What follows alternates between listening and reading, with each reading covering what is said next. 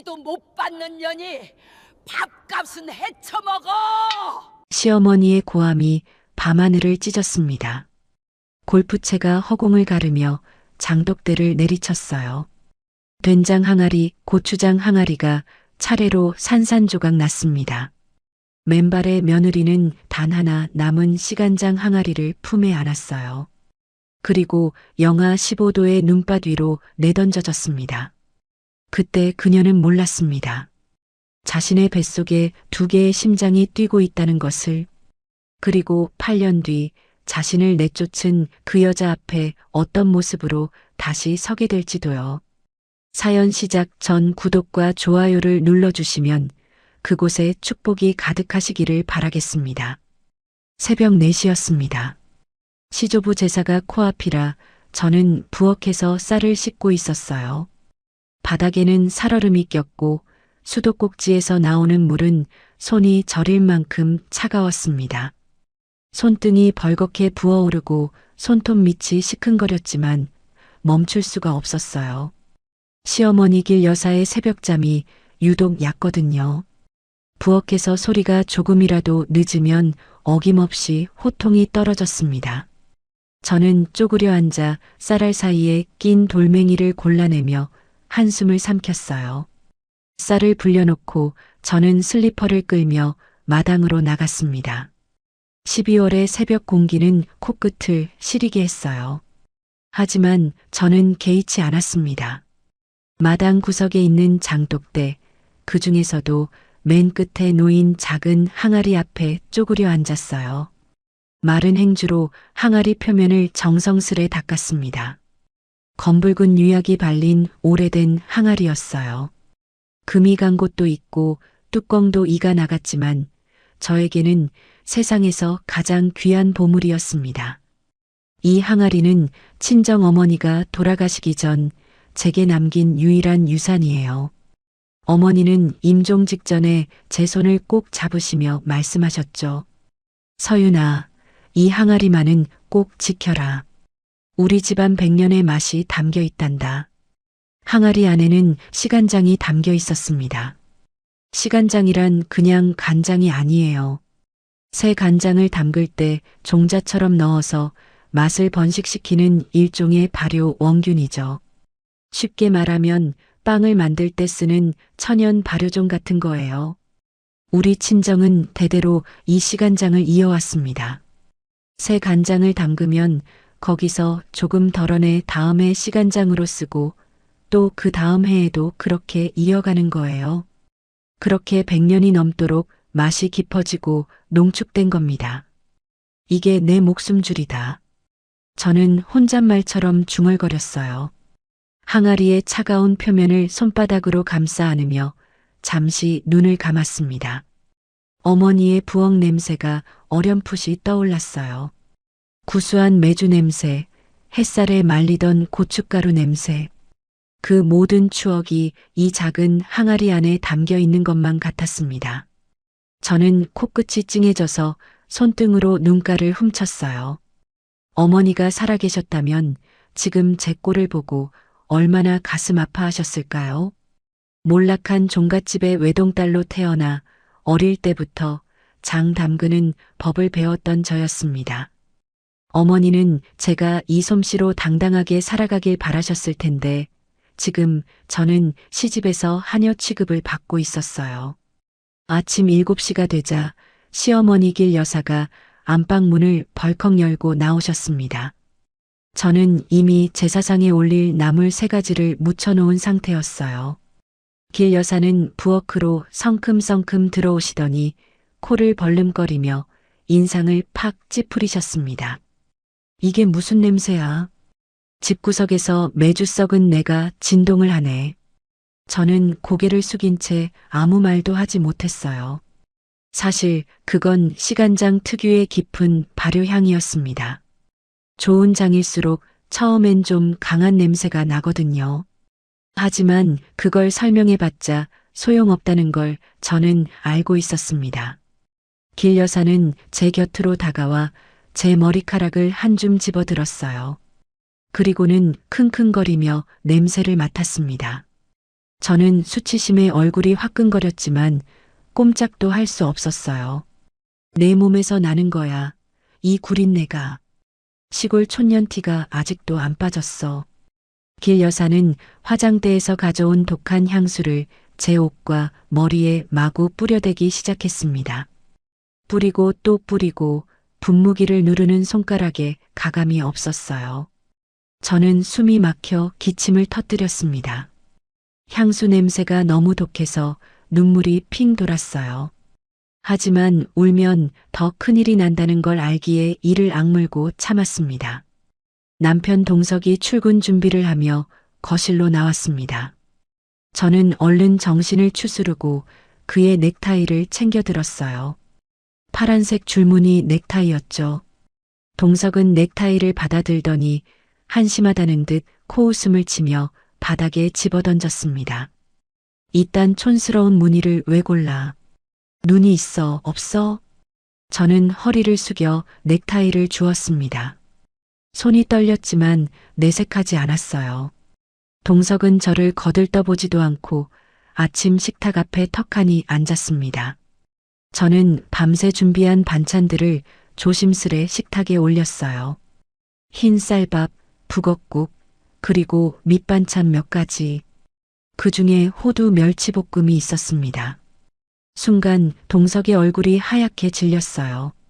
눈이 휘둥그레지더니 젓가락을 식탁에 탁 내리치며 벌떡 일어섰습니다. 야, 이거 뭐야? 나 죽으라고 고사 지내냐? 저는 어리둥절했어요. 뭐가 문제인지 도무지 알 수가 없었거든요. 호두 멸치볶음이 뭐가 어쨌다는 건지요. 그때 길 여사가 부엌에서 허겁지겁 뛰어나오셨습니다.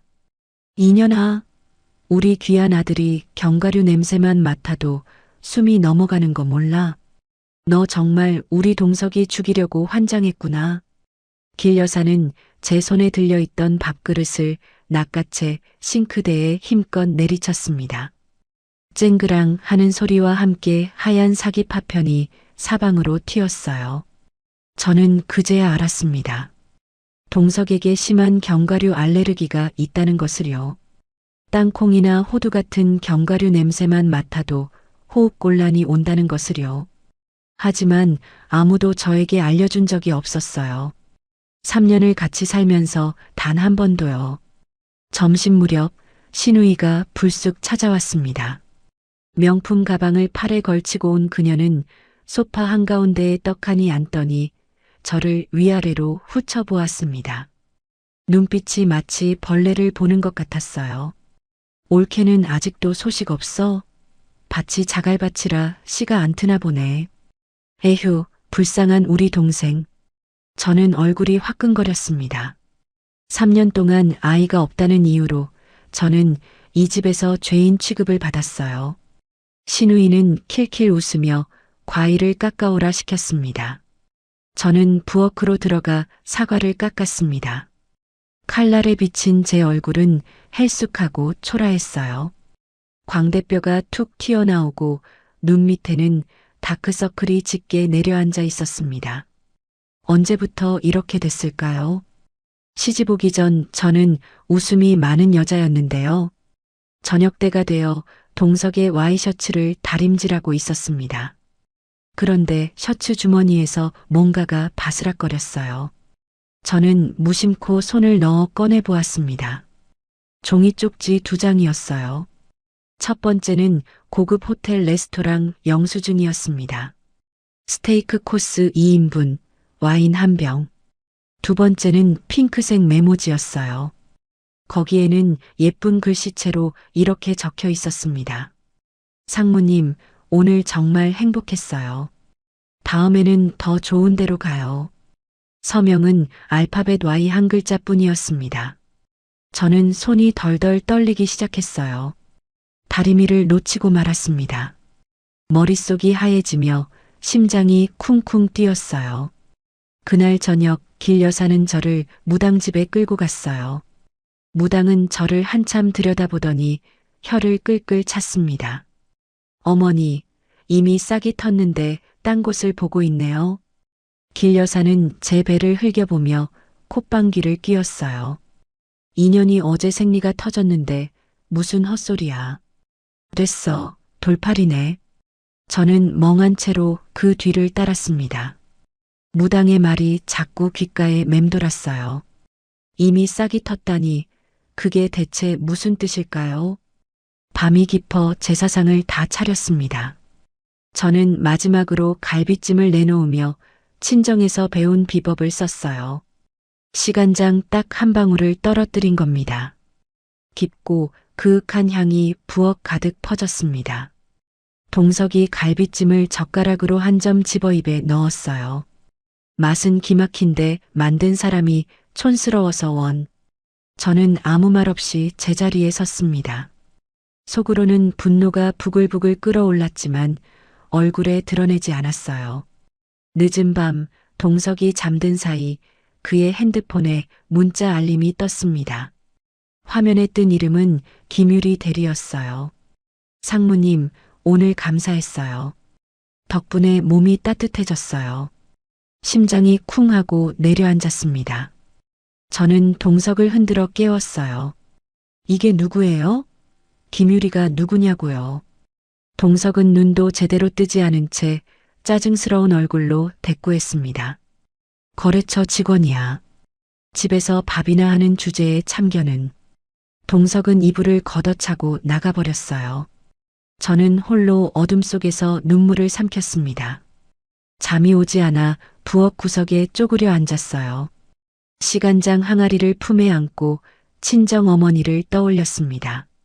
엄마, 나 너무 힘들어. 이러다 정말 죽을 것 같아.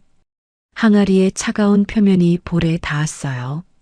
그것만이 유일한 위로였습니다. 저는 한참을 그렇게 앉아 울었어요. 다음 날 아침 안방에서 길 여사의 환호성이 들려왔어요. 누군가와 통화하는 듯 했습니다. 정말이야? 고출해? 확실해? 저는 심장이 철렁 내려앉았어요. 고출하니 아들이라는 뜻일까요? 불길한 예감이 온몸을 휘감았습니다. 그때 초인종이 울렸어요. 문을 열자 낯선 여자가 서 있었습니다.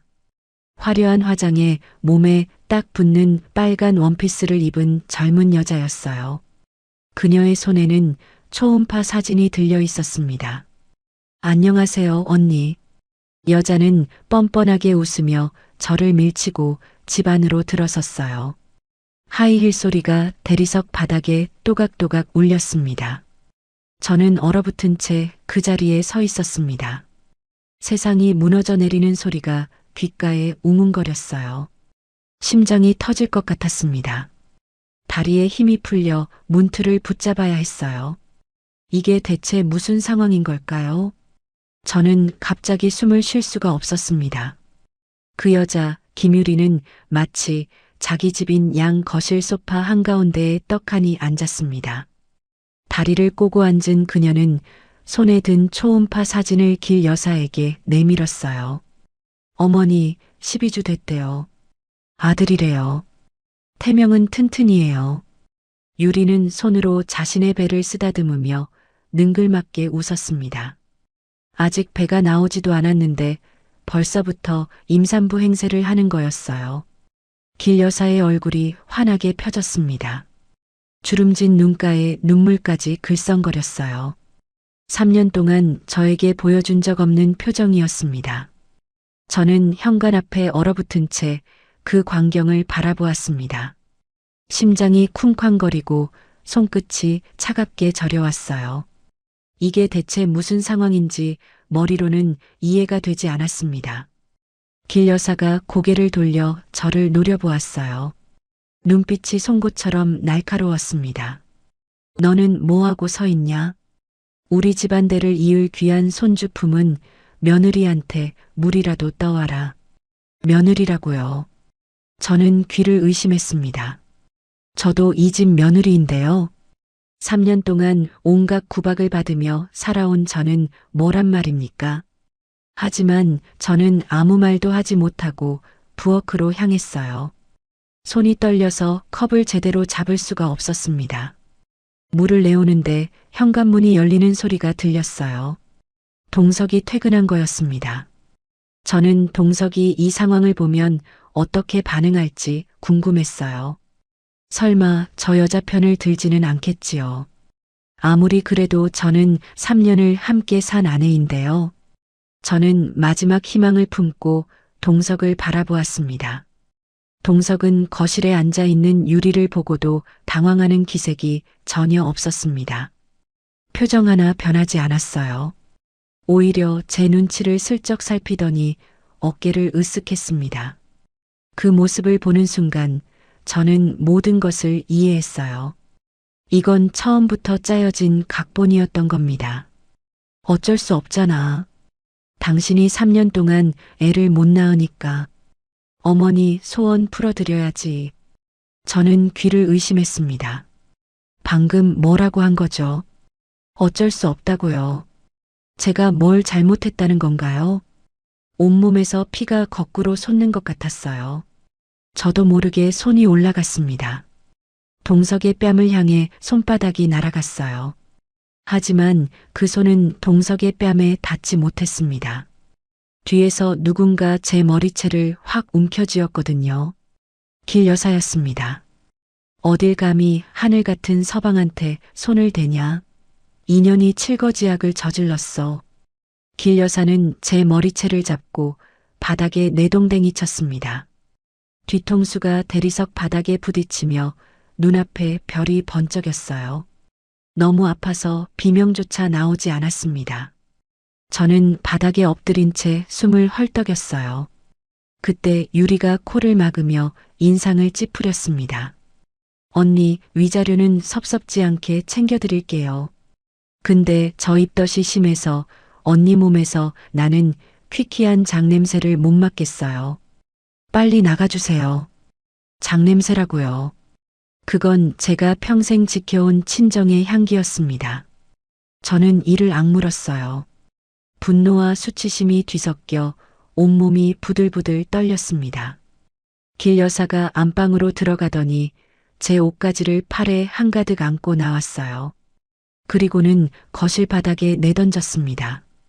싸구려면 속옷들이 바닥에 흩어졌어요. 당장 내 집에서 꺼져. 저는 바닥에서 겨우 몸을 일으켰습니다. 다리가 후들거렸지만 이를 악물고 버텼어요. 못 나가요. 저도 이 집 며느리예요. 조강지처를 이렇게 내쫓을 순 없어요. 그때 동석이 서류 봉투를 들고 다가왔습니다. 이혼 서류였어요. 이미 다 작성되어 있었고 제 도장 칸만 비어 있었습니다. 언제 이걸 준비한 걸까요? 처음부터 이렇게 될 걸 알고 있었던 거예요. 저만 몰랐던 겁니다. 동석은 제 손목을 세게 쥐더니 강제로 지장을 찍게 했어요. 저는 발버둥 쳤지만 힘으로는 당해낼 수가 없었습니다. 손가락에 빨간 인주가 묻었어요. 피처럼 붉은색이었습니다. 3년이란 세월이 이렇게 허무하게 끝나버렸어요. 저는 마지막으로 무릎을 꿇었습니다. 자존심이고 뭐고 없었어요. 제발 친정 엄마 유품인 장독대라도 가져가게 해주세요. 저건 제 목숨이에요. 길 여사는 비웃음을 터뜨렸습니다. 그리고는 창고에서 골프채를 들고 나와 마당으로 향했어요. 저는 심장이 덜컥 내려앉았습니다. 이딴 흉물스러운 거 꼴도 보기 싫었어. 길 여사가 골프채를 휘둘렀습니다. 첫 번째 항아리가 와장창 깨졌어요. 된장 항아리였습니다. 구수한 냄새가 퍼지며 갈색 덩어리가 눈밭 위로 쏟아졌어요. 두 번째는 고추장 항아리였습니다. 빨간 고추장이 하얀 눈 위에 피처럼 번졌어요. 세 번째, 네 번째. 길 여사는 미친 듯이 장독들을 깨부수기 시작했습니다. 어머니가 평생 담그신 장들이 눈밭 위에서 처참하게 뒤섞였어요. 저는 맨발로 마당에 뛰어나갔어요. 눈이 발등을 덮었지만 느낄 겨를이 없었습니다. 깨진 파편 사이를 헤집으며 시간장 항아리를 찾았어요. 손바닥이 파편에 베어 피가 났지만 멈출 수 없었습니다. 다행히 시간장 항아리는 아직 깨지지 않은 채 구석에 굴러가 있었어요. 저는 그 항아리를 품에 안고 몸을 웅크렸습니다. 어머니의 마지막 유산을 지켜야 했어요. 제발 이것만은 안 돼요. 길 여사가 골프채를 높이 치켜들었습니다. 저는 눈을 질끈 감았어요. 머리 위로 바람 소리가 났습니다. 하지만 충격은 오지 않았어요. 동석이 길 여사의 팔을 잡은 거였습니다. 됐어요, 어머니. 저녀는 내보내면 끝이에요. 동석과 길 여사가 제 팔을 잡고 질질 끌었습니다. 저는 항아리를 놓지 않으려고 안간힘을 썼어요. 대문이 열리고 저는 눈밭 위로 내던져졌습니다. 얇은 실내복 차림의 맨발이었어요. 손에는 피가 흘렀습니다. 깨진 파편에 베인 거였죠. 하지만 저는 항아리를 놓지 않았어요. 쾅! 대문이 닫혔습니다. 안에서 웃음소리가 들려왔어요. 유리에 깔깔거리는 웃음과 길 여사의 환호성이 섞여 있었습니다. 그리고 샴페인 병 따는 소리까지 들렸어요. 저를 내쫓은 것을 축하하는 거였습니다. 저는 그 소리를 들으며 눈밭 위에 주저앉았어요. 차가운 눈이 엉덩이를 적셨지만 느낄 여유가 없었습니다. 12월의 밤이었습니다. 기록적인 폭설이 내리고 있었어요. 하얀 눈송이가 제 어깨 위로, 머리 위로 쏟아져 내렸습니다. 살을 애는 추위가 온몸을 감쌌어요. 이가 딱딱 부딪히고 손발의 감각이 사라져갔습니다. 실내복은 금세 눈에 젖어 피부에 달라붙었어요. 체온이 빠르게 떨어지는 게 느껴졌습니다. 이러다 정말 얼어 죽겠다는 생각이 들었어요. 그때 아랫배가 묵직하게 아파왔어요. 끊어질 것 같은 통증이었습니다. 저는 배를 움켜쥐며 신음했어요. 이게 뭐지? 왜 이렇게 아픈 거지? 생리통과는 차원이 다른 통증이었습니다. 뭔가 잘못됐다는 걸 본능적으로 느꼈어요. 하지만 갈 곳이 없었습니다. 저는 비틀거리며 걷기 시작했어요. 어디로 가야 할지 몰랐습니다. 친정도 없고 친구도 없고 갈 곳이 아무 데도 없었어요. 그냥 앞으로 걸었습니다. 눈보라가 시야를 가렸습니다. 발이 얼어붙어 감각이 없었어요. 한 발, 또 한 발. 저는 중얼거렸습니다. 아가야, 엄마가 미안해. 아가라니. 왜 그런 말이 나왔는지 저도 몰랐어요. 하지만 입에서 자연스럽게 흘러나왔습니다. 의식이 점점 흐려졌어요. 다리에 힘이 풀리며 무릎이 꺾였습니다. 쓰러지기 직전 눈앞에 환한 불빛이 비쳤어요. 검은 세단 한 대가 제 앞에 멈춰 섰습니다. 헤드라이트 불빛이 눈부셨어요. 누군가 차에서 내려 뛰어오는 발소리가 들렸습니다. 그리고 저는 정신을 잃었어요. 눈을 떴을 때 저는 따뜻한 곳에 누워 있었습니다. 하얀 천장이 보였어요. 소독약 냄새가 코를 찔렀습니다. 병원이었어요. 팔에는 링거 바늘이 꽂혀 있었고 심장 박동을 재는 기계가 삐삐 소리를 내고 있었습니다. 고개를 돌리니 낯선 노인 한 분이 걱정스러운 얼굴로 저를 내려다보고 있었어요. 고급스러운 코트를 입은 품이 있는 노신사였습니다. 정신이 드셨군요. 큰일 날 뻔했어요. 그분이 누군지 몰랐지만 눈빛이 따뜻했어요. 나중에 안 사실이지만 그분은 전국에 체인점을 둔 대형 요식업체 왕 회장님이셨습니다. 그날 밤 눈길에 차가 미끄러지는 바람에 우회 운전을 하다가 저를 발견하신 거였어요. 그때 의사가 들어왔습니다. 보호자분, 정말 위험했습니다. 하열이 있어서 유산기가 있었어요. 유산이라고요. 저는 벌떡 일어나려다 어지러움에 다시 쓰러졌어요. 제가 산모라고요? 의사가 초음파 모니터를 보여주었습니다. 화면 속에 콩알만 한 점 2개가 깜빡이고 있었어요. 아기집이 2개입니다. 쌍둥이에요.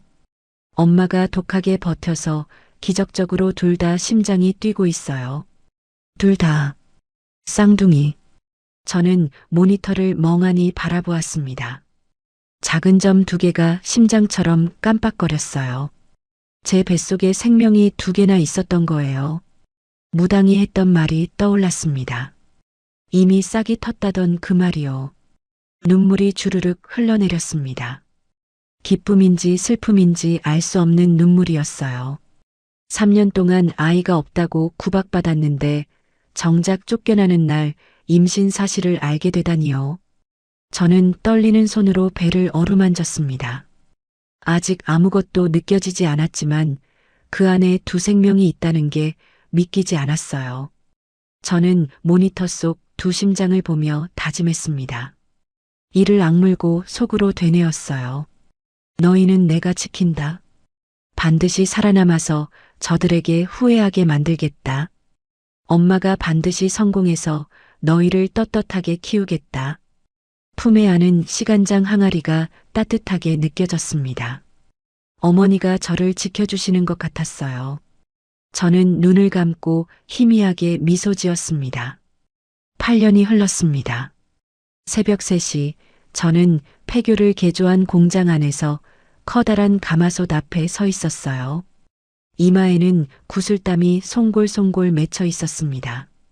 나무 주걱으로 끓어오르는 콩을 저으며 불 조절에 신경을 곤두세웠어요. 장을 담그는 건 타이밍이 전부거든요. 한순간만 방심해도 맛이 확 달라집니다. 저는 이제 40살이 되었습니다. 8년 전 눈밭에서 쫓겨나던 그 여자가 맞나 싶을 정도로 많은 것이 변했어요. 왕 회장님의 도움으로 지방의 폐교를 빌려 작은 공장을 차렸고 친정어머니의 시간장을 바탕으로 전통장 사업을 시작했습니다. 처음에는 정말 힘들었어요. 만삭의 몸으로 식당 설거지를 하고 쌍둥이를 낳은 뒤에는 아이들을 등에 업고 시장 좌판에서 장을 팔았습니다. 한겨울에 손이 트고 갈라져 피가 났어요. 여름에는 땀에 젖은 옷이 마를 날이 없었죠. 허리가 휘어지도록 일해도 멈출 수 없었어요. 제품에 안긴 두 생명을 위해서요. 아이들이 배고프다고 울 때마다 이를 악물었습니다. 반드시 성공해서 이 아이들 떳떳하게 키우겠다고요. 엄마, 우리가 도울게. 뒤에서 잠에 취한 목소리가 들렸습니다. 고개를 돌리니 8살이 된 쌍둥이 준우와 준이가 눈을 비비며 서 있었어요. 이란성 쌍둥이라 준우는 저를 닮아 눈이 크고 준이는 동그란 얼굴에 보조개가 예뻤습니다. 아이들은 잠옷바람으로 공장까지 내려온 거였어요. 학교 가기 전에 매주 뒤집어 놓을게요. 준이가 앞치마를 두르며 말했습니다. 8살밖에 안 된 아이들이 새벽부터 일손을 돕겠다고 나서는 게 대견하면서도 가슴이 아팠어요. 저는 아이들의 머리를 쓰다듬으며 고마움을 삼켰습니다. 괜찮아. 너희는 더 자. 엄마 혼자 할 수 있어. 하지만 아이들은 고집을 부리며 제 옆에 섰어요. 준우는 묵묵히 장작을 나르고 준이는 빈 병을 정리했습니다. 이 아이들이 제가 버틸 수 있었던 이유였어요. 해가 뜨고 왕 회장님이 공장에 들르셨습니다. 회장님은 8년 전 눈밭에서 저를 구해주신 그분이에요. 그날 이후로 회장님은 제게 아버지 같은 분이 되셨습니다. 사업 자금을 빌려주시고 유통망을 연결해 주시고 힘들 때마다 격려해 주셨어요. 저는 회장님의 은혜를 평생 잊지 못할 겁니다. 회장님은 제가 새로 개발한 신제품을 맛보시더니 눈을 크게 떴어요. 이 맛이다. 서윤 씨, 드디어 완성됐어. 이제 세상에 내놓을 때가 됐어요. 회장님이 맛본 건 서윤 만능 간장이었습니다. 시간장을 베이스로 여러 재료를 배합해 어떤 요리에도 쓸 수 있게 만든 제품이었어요. 개발하는데 3년이 걸렸습니다. 저는 떨리는 마음으로 고개를 숙였어요. 회장님 덕분입니다. 회장님이 안 계셨으면 저는 아직도 시장 바닥에 있었을 거예요. 회장님은 손사래를 치셨어요. 무슨 소리야? 나는 그냥 씨앗에 물을 준 것뿐이야. 싹을 틔운 건 자네 노력이지. 그 말씀에 눈시울이 뜨거워졌습니다. 8년 동안 정말 악착같이 살았어요. 이제 드디어 빛을 볼 때가 온 걸까요? 한편 같은 시각 서울의 동성네 집에서는 아침 식사가 한창이었습니다. 물론 저는 그 광경을 직접 본 건 아니에요. 나중에 알게 된 사실이죠. 8살이 된 민재는 식탁 앞에서 반찬 투정을 하고 있었어요. 숟가락으로 밥을 콕콕 찍으며 소시지만 찾았습니다. 길 여사는 손주가 하는 대로 다 받아주며 밥을 떠먹여 주었어요. 민재가 식빵에 땅콩 버터를 잔뜩 발라 숟가락으로 퍼먹는 걸 보고 동석이 고개를 갸웃했습니다. 동석은 땅콩 냄새만 맡아도 숨이 막히는 사람이었어요. 그런 아버지를 둔 아들이 땅콩을 밥처럼 먹고 있으니 이상하게 여길 만도 했죠. 나 닮았으면 저거 냄새만 맡아도 응급실 갔을 텐데 참 신기해. 식성은 당신 닮았나 봐. 유리는 그 말에 움찔했어요. 얼굴이 살짝 굳더니 황급히 화제를 돌렸습니다. 눈동자가 흔들리는 게 보였어요. 어머, 당신 약한 거 안 닮고 내 튼튼한 체질 닮았나 보지. 아 참 여보, 백화점에 신상 가방 나왔는데 사줘요. 동석은 피곤한 표정으로 고개를 끄덕였어요. 요즘 회사 사정이 좋지 않아 신경 쓸 겨를이 없었거든요. 이물질 사건으로 주가가 곤두박질 치고 있었습니다. 그 무렵 저희 공장에 원인 모를 기계 고장이 발생했습니다. 간장을 병에 담는 충전기가 갑자기 멈춰버린 거예요. 이상한 소리를 내더니 연기가 피어오르며 완전히 작동을 멈췄습니다. 납품 기한이 코앞인데 기계가 말을 안 들으니 막막했어요.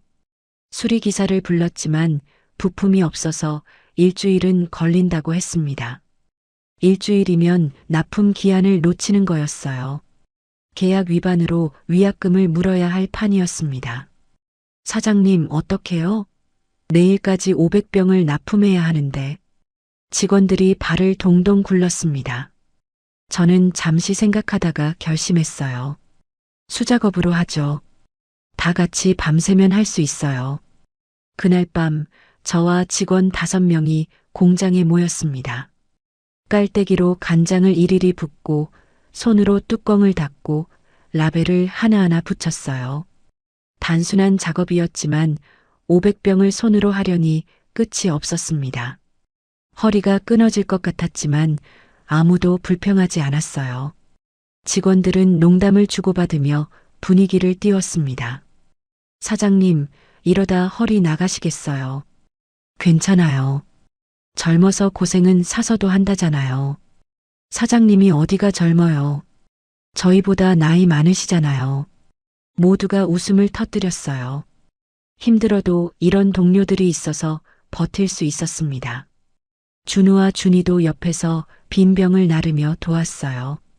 아이들의 조그만 손이 열심히 움직이는 모습을 보니 가슴이 뭉클했습니다.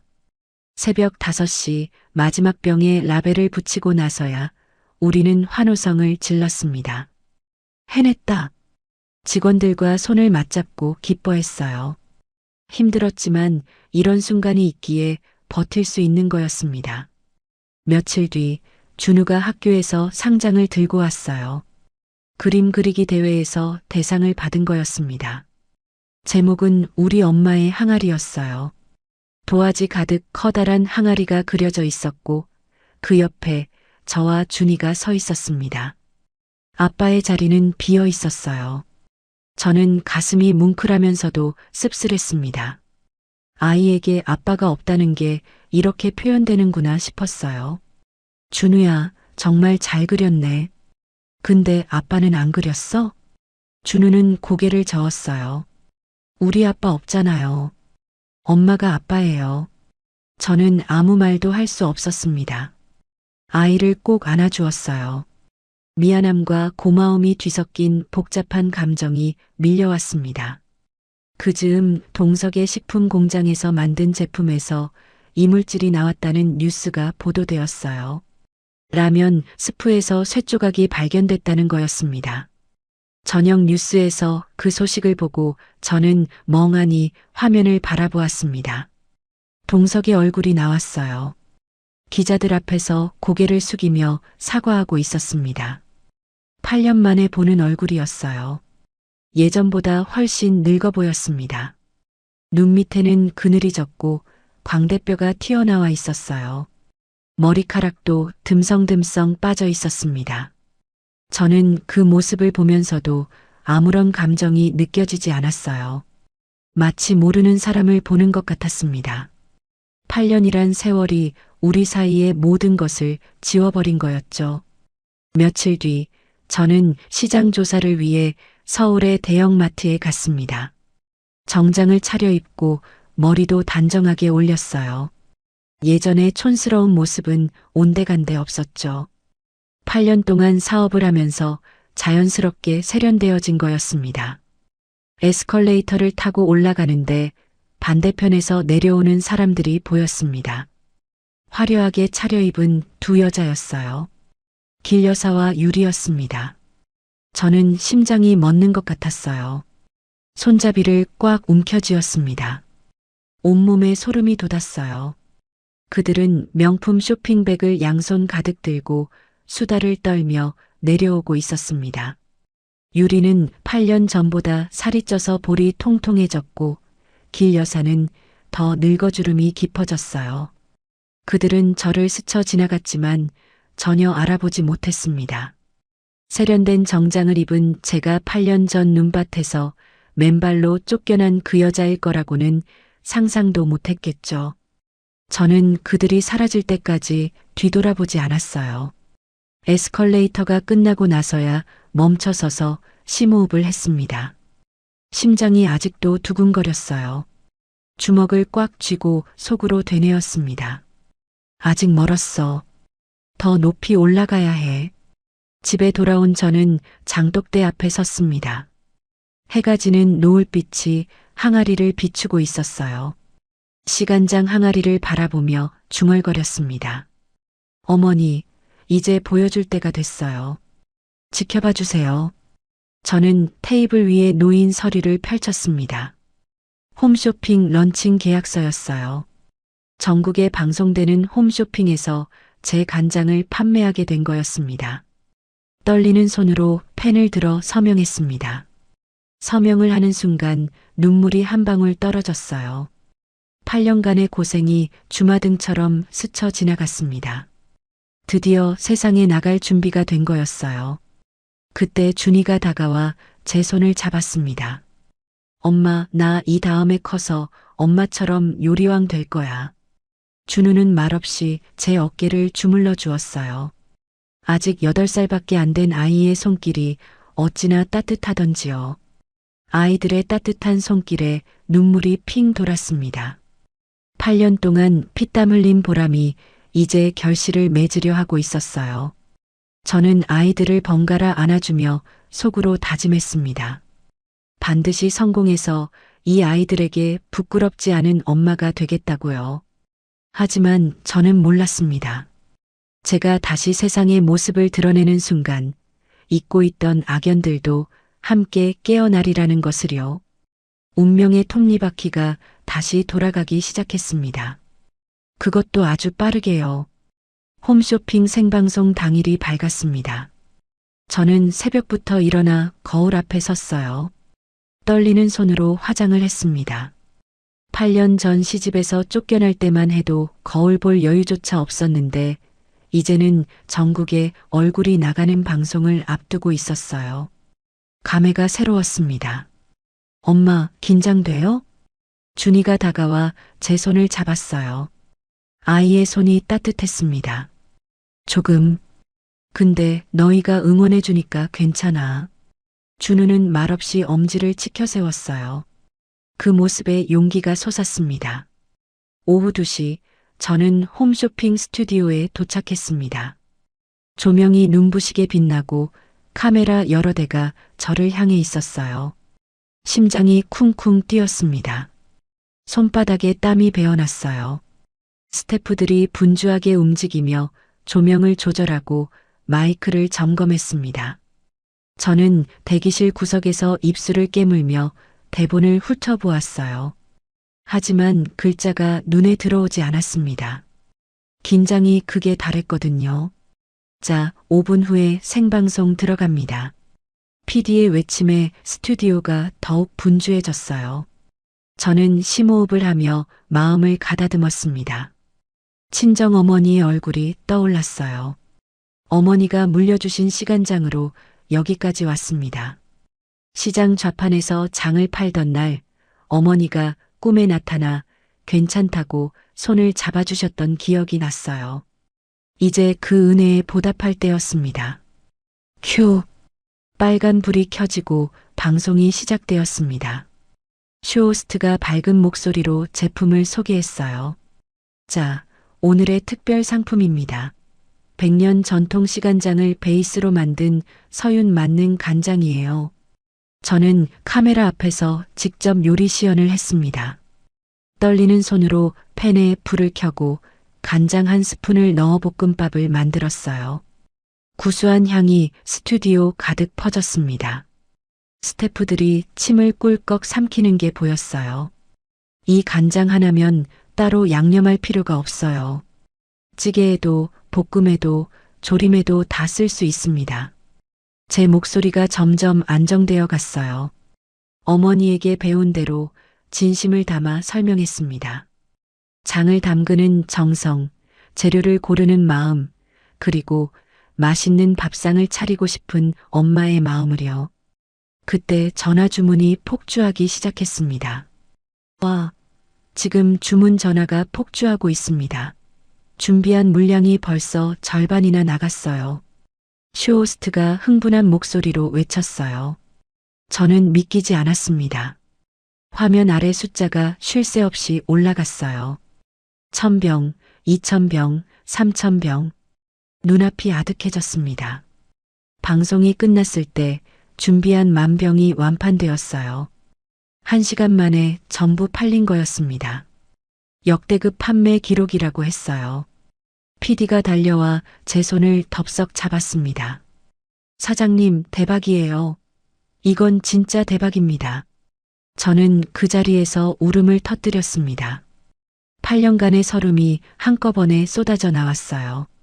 시장 바닥에서 장을 팔던 날들, 아이들을 업고 새벽까지 일하던 날들, 손이 트고 갈라져도 멈출 수 없었던 날들. 그 모든 고생이 떠올라 멈출 수가 없었습니다. 같은 시각 서울의 동성내 집에서는 길 여사가 거실 소파에 누워 홈쇼핑을 보고 있었습니다. 물론 저는 그 광경을 직접 본 건 아니에요. 나중에 알게 된 사실이죠. 길 여사는 리모컨을 이리저리 돌리다가 요리 방송에 눈이 멈췄어요. 간장을 넣어 볶음밥을 만드는 여자가 화면에 나왔습니다. 어디서 많이 본 얼굴이었어요. 전현희. 길 여사는 벌떡 일어났습니다. 눈을 비비고 다시 화면을 보았어요. 리모컨으로 볼륨을 최대로 올렸습니다. 화면 속 여자의 목소리가 거실에 울려 퍼졌어요. 그 목소리, 그 말투 틀림없었습니다. 8년 전 눈밭에 내쫓았던 그 며느리였어요. 장독대를 깨부술 때 울부짖던 바로 그 여자가 지금 전국 방송에 나와 있었습니다. 유리야, 유리야, 이리 와봐. 길 여사의 외침에 유리가 부엌에서 뛰어나왔습니다. 왜 그러세요, 어머니? 길 여사는 떨리는 손으로 화면을 가리켰어요. 저것 봐. 전현이 방송에 나왔어. 정서윤이야. 유리의 얼굴이 하얗게 질렸습니다. 화면 속에서 서윤이 환하게 웃으며 간장을 소개하고 있었어요. 8년 전에 초라하고 비굴하던 모습은 온데간데 없었습니다. 세련된 정장을 입고 당당하게 카메라 앞에 선 그녀는 완전히 다른 사람 같았어요. 완판이래요. 만병이 1시간 만에 다 팔렸대요. 화면 속 쇼호스트의 외침에 길 여사와 유리는 입을 다물지 못했습니다. 전현이 어떻게 저렇게 길 여사의 목소리가 떨렸어요. 분노인지 당혹감인지 알 수 없는 감정이 뒤섞여 있었습니다. 유리는 아무 말 없이 자기 방으로 들어갔어요. 문을 닫고 침대에 털썩 앉았습니다. 손이 부들부들 떨렸어요. 가슴이 답답하게 조여왔습니다. 화장대 거울에 비친 자신의 얼굴이 창백했어요. 8년 전 서윤을 내쫓던 그날 밤이 떠올랐습니다. 눈밭에서 울부짖던 서윤의 모습, 깨진 항아리 파편, 그리고 자신의 뱃속에 있던 민재. 그때는 그렇게 하는 게 당연하다고 생각했어요. 하지만 지금 그 여자가 떳떳하게 방송에 나와 성공한 모습을 보니 뭔가 잘못된 것 같았습니다. 저 여자가 성공하면 안 돼. 유리는 속으로 되뇌었어요. 만약 서윤이 유명해지면 과거가 들춰질 수도 있었습니다. 8년 전의 일이, 그리고 민재의 비밀이요. 그날 밤 저는 공장으로 돌아와 직원들과 축배를 들었습니다. 소박한 막걸리 잔이었지만 어느 때보다 달콤했어요. 왕 회장님도 오셔서 함께 기뻐해 주셨습니다. 서윤 씨, 이제 시작이야. 앞으로 더 큰 무대가 기다리고 있어. 회장님의 말씀에 저는 고개를 숙여 인사했습니다. 감사한 마음을 어떻게 표현해야 할지 몰랐어요. 준우와 준이는 케이크를 들고 나타났습니다. 아이들이 직접 만든 수제 케이크였어요. 삐뚤빼뚤한 글씨로 축하해요. 엄마라고 적혀 있었습니다. 생크림이 옆으로 삐져나왔지만 세상에서 가장 예쁜 케이크였어요. 엄마, 방송에서 진짜 멋있었어. 준이가 제 목에 매달리며 말했어요. 준우는 쑥스러운 듯 고개를 돌렸지만 입꼬리가 올라가 있었습니다. 저는 아이들을 꼭 안아주었어요. 이 아이들을 위해 달려온 8년이었습니다. 이제 겨우 첫걸음을 뗀 거였어요. 며칠 뒤 방송의 여파가 몰려왔습니다. 전국의 마트에서 입점 문의가 쏟아졌어요. 신문사와 방송국에서 인터뷰 요청이 들어왔습니다. 저는 정신없이 바빴지만 행복했어요. 그러던 어느 날 낯선 번호로 전화가 왔습니다. 정서윤 사장님이시죠? 저는 주간지 기자입니다. 사장님의 성공 스토리를 취재하고 싶은데요. 저는 흔쾌히 인터뷰에 응했어요. 기자는 제 과거에 대해 이것저것 물었습니다. 어떻게 사업을 시작했는지, 어려운 점은 없었는지, 혼자 아이들을 키우면서 사업까지 하는 게 힘들지 않은지요. 저는 솔직하게 대답했어요. 시장 바닥에서 장을 팔던 이야기, 새벽까지 공장에서 일하던 이야기를 들려주었습니다. 다만 전 남편과 시댁 이야기는 하지 않았어요. 굳이 그 상처를 꺼낼 필요가 없었으니까요. 그들의 이름을 입에 올리는 것조차 싫었습니다. 기사가 나간 후 저는 더 유명해졌습니다. 싱글맘의 성공 신화라는 제목으로 여러 매체에 소개되었어요. 사람들은 제 이야기에 감동했고 제품은 날개 돋친 듯 팔려나갔습니다. 하지만 유명해진다는 건 그림자도 커진다는 뜻이었어요. 어느 날 공장 앞에 검은 세단 한 대가 멈췄습니다. 먼지를 뒤집어 쓴 공장 앞에 어울리지 않는 고급 승용차였어요. 차에서 내린 건 낯익은 얼굴이었습니다. 8년 만에 보는 신우이였어요. 예전과 달리 화장이 짙고 눈 밑에 다크서클이 내려앉아 있었습니다. 명품 가방을 들고 있었지만 어딘가 초라해 보였어요. 동성내 회사가 어려워졌다는 뉴스가 떠올랐습니다. 오랜만이네, 올케. 신우이는 비웃음을 띠며 저를 위아래로 훑어보았습니다. 예전에 저를 깔보던 그 눈빛이었어요. 하지만 저는 더 이상 8년 전의 그 여자가 아니었습니다. 뭔 일이세요? 저는 최대한 담담하게 물었어요. 하지만 속으로는 심장이 요동쳤습니다. 별일은 아니고 그냥 옛 식구가 잘 되니까 축하하러 왔지. 신우이의 말투에는 가시가 돋쳐 있었어요. 축하가 아니라 탐색이 목적이라는 걸 저는 직감했습니다. 축하는 고맙지만 저 바빠서요. 볼 일 없으시면 가주세요. 저는 차갑게 말하고 돌아섰습니다. 뒤에서 신우이의 날카로운 목소리가 들려왔어요. 거기서 우리 동석이가 힘들어. 이물질 사건으로 회사가 휘청거리고 있다고. 형수가 좀 도와줘야지. 저는 발걸음을 멈추지 않았습니다. 어깨가 굳어졌지만 뒤돌아보지 않았어요. 속으로 비웃음이 나왔습니다. 8년 전 맨발로 내쫓을 때는 언제고 이제 와서 도와달라니요. 남 걱정할 처지가 아니에요. 돌아가세요. 대문을 닫고 들어온 저는 한참을 제자리에 서 있었습니다. 손이 떨리고 있었어요. 과거의 악몽이 다시 밀려오는 것 같았습니다. 신우이의 방문이 단순한 인사가 아니라는 걸 직감했어요. 분명 뭔가를 노리고 온 거였습니다. 그날 밤 저는 시간장 항아리 앞에 앉았어요. 달빛이 항아리를 비추고 있었습니다. 차가운 표면을 어루만지며 중얼거렸어요. 어머니, 저 잘하고 있는 거 맞죠? 이대로 가도 되는 거죠? 항아리는 아무 대답이 없었지만 어머니의 온기가 느껴지는 것 같았어요. 저는 눈을 감고 다짐했습니다. 무슨 일이 있어도 흔들리지 않겠다. 아이들을 위해, 그리고 나 자신을 위해. 하지만 폭풍은 이제 막 시작되려 하고 있었습니다.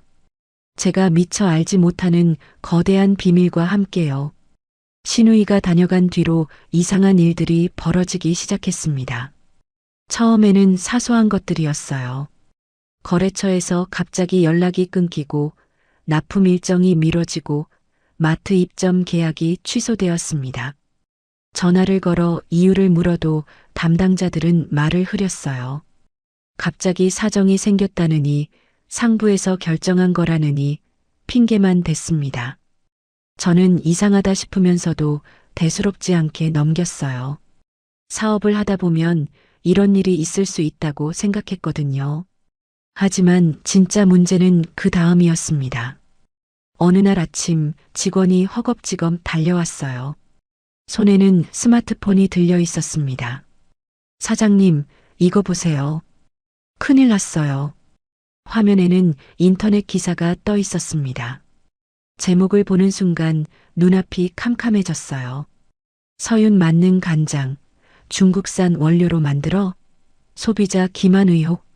저는 손이 떨려 스마트폰을 제대로 잡을 수가 없었습니다. 기사 내용은 더 충격적이었어요. 제가 국산 재료를 쓴다고 광고했지만 실제로는 값싼 중국산 콩을 사용했다는 거였습니다. 익명의 제보자가 증거를 보냈다고 했어요. 사진까지 첨부되어 있었는데 어딘가 공장 창고에 중국산 콩 포대가 쌓여 있는 모습이었습니다. 하지만 그건 제 공장이 아니었어요. 사진 속 창고는 본 적도 없는 곳이었습니다. 창문 모양도 다르고 바닥 타일도 달랐어요. 완전히 조작된 거였습니다. 저는 당장 해명 기사를 내려고 했습니다. 하지만 이미 늦었어요. 기사는 순식간에 퍼져나갔습니다. 포털 사이트 실시간 검색어에 제 이름이 올랐어요. 댓글에는 악성 글들이 쏟아졌습니다. 사기꾼이라느니, 양심도 없냐느니, 욕설이 난무했어요. 어떤 댓글은 차마 눈 뜨고 볼 수 없을 정도로 저열했습니다. 저는 화면을 보다가 결국 눈물을 흘리고 말았어요. 8년 동안 쌓아온 명성이 하루아침에 무너지고 있었습니다. 전화기가 쉴 새 없이 울렸습니다. 거래처에서 계약 해지를 통보했어요. 홈쇼핑에서도 다음 방송 일정을 취소했습니다. 불과 며칠 사이에 제가 쌓아온 모든 것이 무너져 내리고 있었어요. 사장님, 힘내세요. 우리가 해명하면 될 거예요. 직원들이 위로했지만 저는 대답할 기운조차 없었습니다. 그날 밤 저는 공장에 홀로 남아 있었어요. 불을 끄고 바닥에 주저앉았습니다.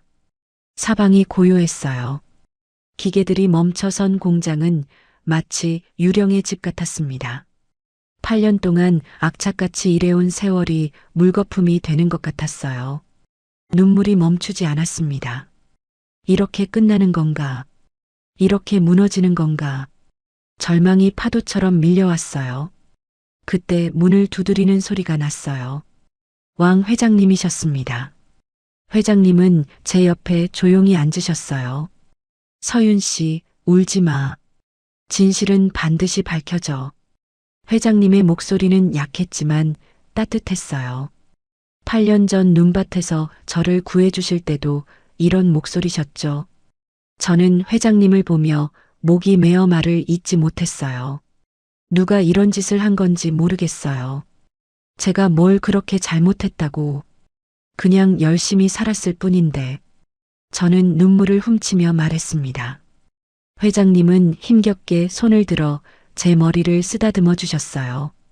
아버지가 살아계셨다면 이렇게 해주셨을까요?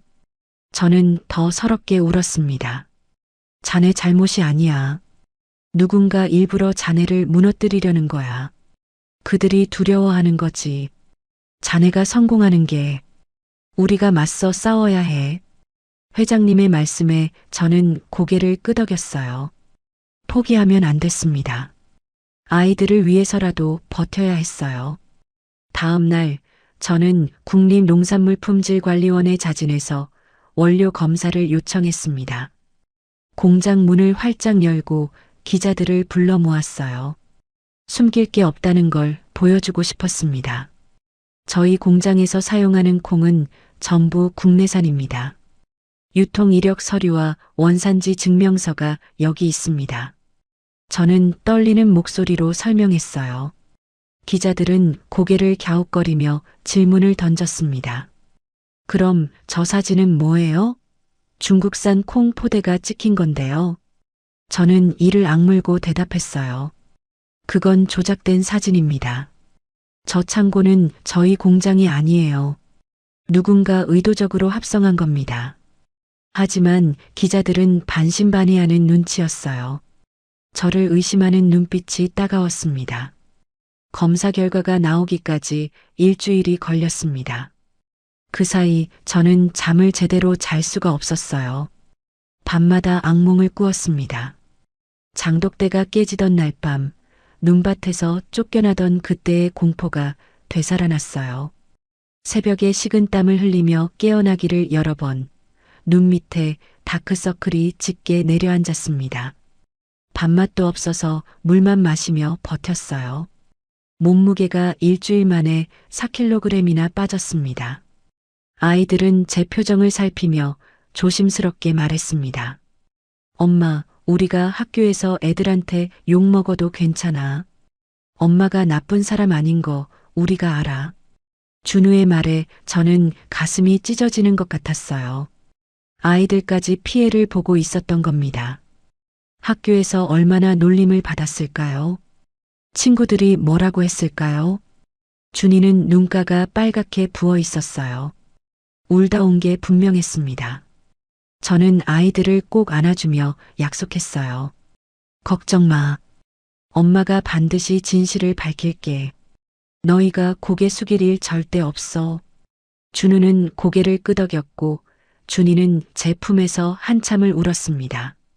드디어 검사 결과가 나왔습니다. 국립농산물품질관리원에서 발급한 공식 문서였어요. 결과는 국내산 콩 100%, 이물질 없음이었습니다. 저는 그 종이를 받아들고 한참을 멍하니 바라보았어요. 진실이 밝혀진 순간이었습니다. 저는 그 종이를 들고 기자회견을 열었어요. 보시다시피 저희 제품은 문제가 없습니다. 누군가 악의적으로 허위 사실을 유포한 겁니다. 저는 법적 대응을 하겠습니다. 저는 카메라 앞에서 당당하게 말했어요. 목소리가 떨렸지만 최대한 침착하게 보이려고 애썼습니다. 기자들의 카메라 플래시가 눈을 찔렀지만 피하지 않았어요. 숨길 게 없으니까요. 기자회견이 끝나고 여론이 조금씩 바뀌기 시작했어요. 사람들은 저를 응원하는 댓글을 달기 시작했습니다. 악의적인 조작이었다는 동정 여론도 생겼어요. 하지만 이미 입은 피해는 컸습니다. 취소된 계약들을 되돌리기가 쉽지 않았어요. 신뢰가 한번 깨지면 회복하는데 오랜 시간이 걸리거든요. 그 즈음 왕 회장님이 쓰러지셨어요. 병원에서 연락이 왔을 때 저는 머리가 하얘졌습니다. 허겁지겁 병원으로 달려갔어요. 택시 안에서 온갖 불길한 생각이 머릿속을 맴돌았습니다. 회장님은 제게 아버지 같은 분이셨어요.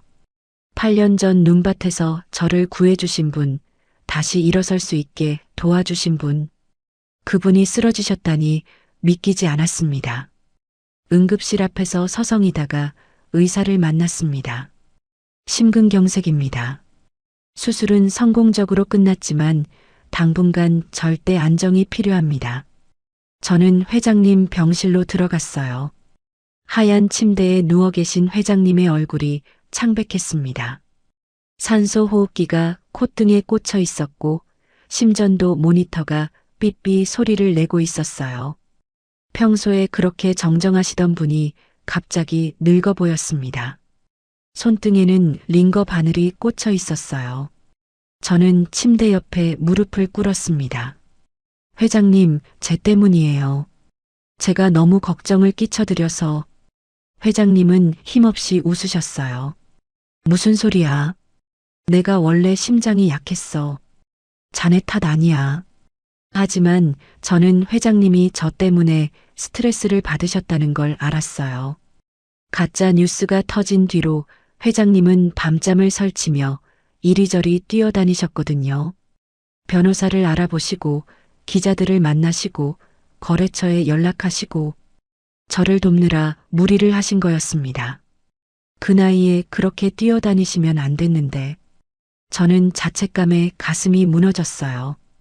회장님의 손을 잡고 저는 속으로 다짐했어요. 반드시 이 일의 배후를 밝혀내겠다. 누가 이런 짓을 했는지. 병원에서 나오는 길에 문자가 왔습니다. 모르는 번호였어요. 발신자 표시도 없었습니다. 메시지 내용을 보고 저는 발걸음을 멈췄습니다.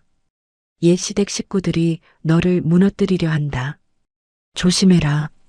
누가 보낸 건지 알 수 없었어요. 전화를 걸어봤지만 전원이 꺼져 있었습니다. 하지만 직감적으로 느꼈어요. 이 모든 일의 배후에 그들이 있다는 걸요. 가짜 뉴스, 조작된 사진, 거래처 압박. 모든 퍼즐 조각이 맞춰지기 시작했습니다. 저는 주먹을 꽉 쥐었습니다. 온몸이 부들부들 떨렸어요. 분노가 치밀어 올랐습니다. 8년 전 저를 내쫓고 장독대를 깨부수던 그들이었어요. 제가 성공하는 게 그렇게 싫었던 걸까요? 제가 떳떳하게 사는 게 그렇게 눈엣 가시였던 걸까요? 저는 이를 악물었습니다. 가만히 당하고만 있을 수는 없었어요. 집에 돌아온 저는 아이들을 재우고 장독대 앞에 섰습니다. 달빛 아래 시간장 항아리가 은은하게 빛나고 있었어요. 어머니, 저 무섭지 않아요. 아니, 무섭긴 한데 도망치지 않을 거예요. 저는 항아리를 쓰다듬으며 중얼거렸어요. 어머니가 저한테 이 항아리를 남기신 건 그냥 장을 담그라는 게 아니었죠. 포기하지 말라는 뜻이었죠. 제가 반드시 지켜낼게요. 이 항아리도, 제 아이들도, 제 사업도요. 바람이 불어왔습니다. 마치 어머니가 대답해 주시는 것 같았어요. 나뭇잎이 사각거리며 소리를 냈습니다. 저는 눈을 감고 깊이 숨을 들이쉬었습니다. 마음이 조금씩 단단해지는 게 느껴졌어요. 이제 반격할 때였습니다. 8년을 버텨온 제가 이 정도에 무너질 리 없었어요. 싸움은 이제부터였습니다. 진실은 반드시 이기게 되어 있으니까요. 익명의 문자를 받은 뒤로 저는 잠을 이룰 수가 없었습니다. 누가 보낸 걸까요? 시댁 사정을 아는 누군가가 제게 정보를 흘린 거였어요. 저는 그 번호로 수십 번 전화를 걸었지만 계속 꺼져 있었습니다. 답답한 마음에 밤새 뒤척였어요. 며칠 뒤 변호사를 찾아갔습니다. 가짜 뉴스 유포자를 고소하기 위해서였어요. 변호사 사무실은 서울 도심에 있었습니다. 고층 빌딩의 깔끔한 사무실에 앉아 저는 그동안의 일을 설명했어요. 변호사는 서류를 검토하더니 고개를 끄덕였습니다. 기사를 쓴 기자와 익명 제보자를 추적해 볼 수 있습니다. 시간이 좀 걸리겠지만요. 저는 비용이 얼마가 들든 상관없다고 했어요. 진실을 밝혀야만 했습니다. 이대로 당하고만 있을 수는 없었어요. 수사가 진행되는 동안 저는 공장 재건에 힘썼어요. 취소된 거래처들을 일일이 찾아다니며 사정을 설명했습니다. 검사 결과지를 들고 담당자들을 만났어요. 진심을 담아 호소했습니다. 어떤 곳은 제 말을 듣고 다시 거래를 해주었고 어떤 곳은 이미 다른 업체와 계약했다며 차갑게 거절했어요. 거절당할 때마다 가슴이 아팠지만 포기할 수 없었습니다. 저에게는 아이들이 있었으니까요. 그러던 어느 날 변호사에게서 연락이 왔어요. 익명 제보자의 신원이 확인됐습니다. 동석 씨 회사의 전 직원이에요. 그런데 이 사람 해고된 지 3개월밖에 안 됐더라고요. 저는 심장이 덜컥 내려앉았습니다. 동석 회사의 직원이라니 우연이 아니었어요. 더 파보니까 이 사람한테 돈을 준 계좌가 있던데 그게 길 여사 명의 계좌랑 연결되어 있어요. 길 여사. 그 이름을 듣는 순간 온몸에 소름이 돋았습니다. 8년 전 저를 눈밭에 내쫓던 그 여자가 8년이 지난 지금도 저를 무너뜨리려 하고 있었던 거예요. 저는 이를 악물었습니다. 이제 확실한 증거가 생겼어요. 법적으로 맞서 싸울 수 있게 된 겁니다. 그 즈음 이상한 소식이 들려왔어요. 동석네 집안에서 큰 싸움이 벌어졌다는 거였습니다.